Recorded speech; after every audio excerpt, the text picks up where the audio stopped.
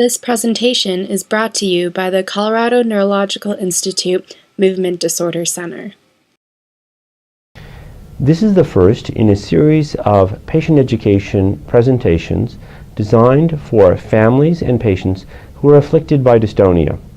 Dystonia is commonly misdiagnosed, and there is limited information available designed for the layperson with dystonia.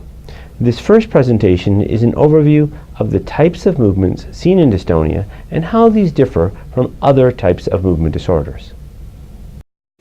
Dystonia is a movement disorder characterized by sustained or intermittent muscle contraction, usually involving agonist and antagonist muscles. This means the opposite acting muscles are simultaneously contracting, which is sometimes called co-contraction. This causes abnormal posture and often repetitive movements, or both. The movements are typically twisting and turning movements or patterned movements. There may be tremulous or tremor-like movements superimposed, but usually the tremulous movements are irregular or jerky.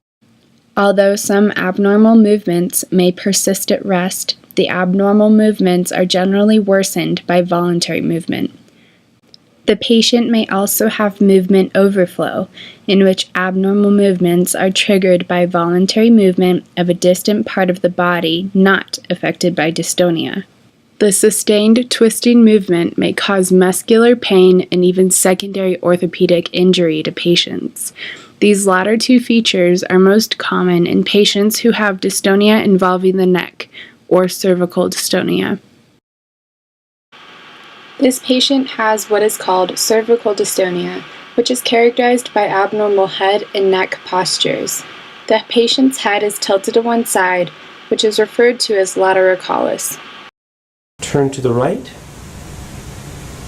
Can you turn to the left? Come back to neutral.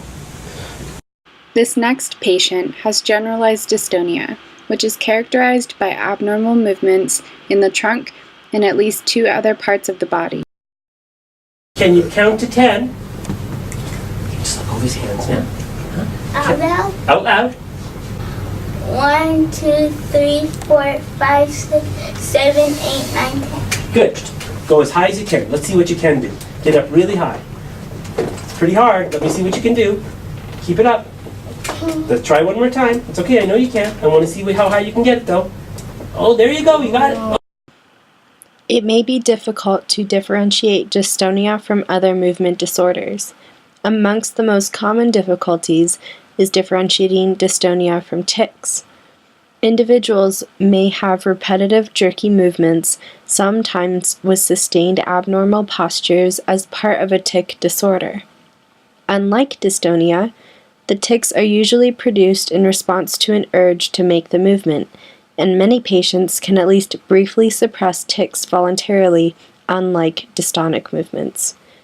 Tics are often multifocal, occurring in one part of the body and then another. Tics tend to wax and wane.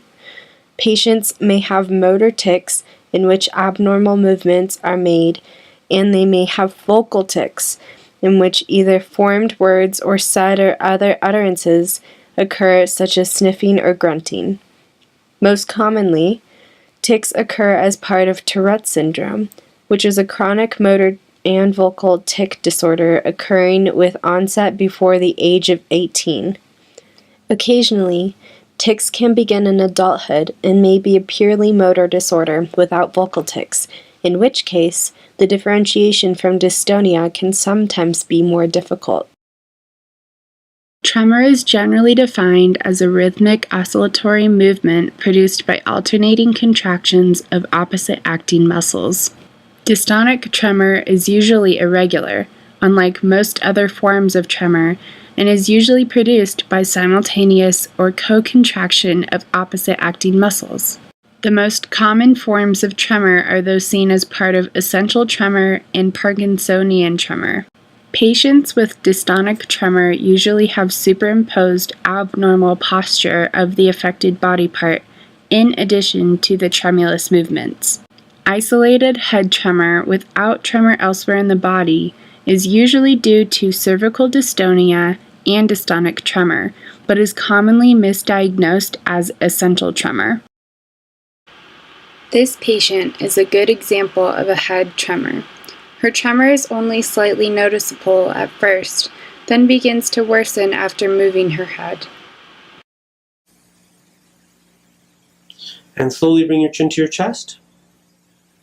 And slowly put your head back. And slowly come back to neutral.